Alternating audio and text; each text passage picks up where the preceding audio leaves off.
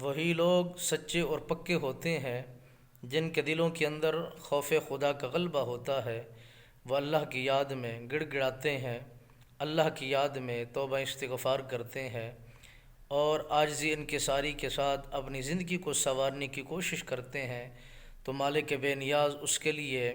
بہترین راستے بنا دیتا ہے۔ غالباً علماء نے اس بات کو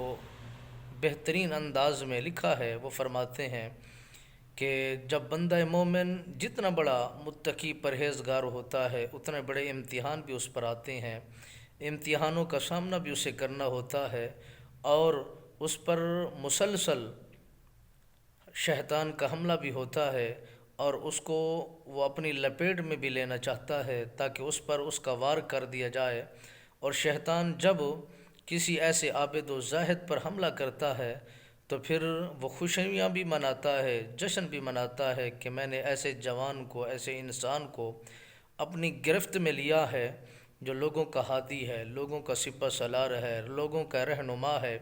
تو اسے اپنی قربت میں لے کر بڑی خوشی محسوس کرتا ہے۔ تو اس لیے فرمایا گیا ہے جو بندہ مومن کثرت کے ساتھ استغفار کرتا ہے۔ اور پھر بزرگان دین نے لکھا جس بندے کو زیادہ غصہ آتا ہے، جذبات قابو میں نہیں آتے، تو اسے چاہیے کہ اعوذ باللہ من الشیطان الرجیم کی ایک تسبیح روزانہ کی بنیاد پر جب وہ بندہ مومن پڑھنا شروع کر دیتا ہے، اس کا غصہ بھی قابو میں رہتا ہے،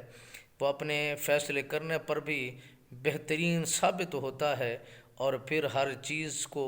وہ اپنے سامنے عیاں کی طرح رکھتا ہے، اور ہر فیصلے کرنے میں اس کے لیے آسانیاں پیدا کر دی جاتی ہیں۔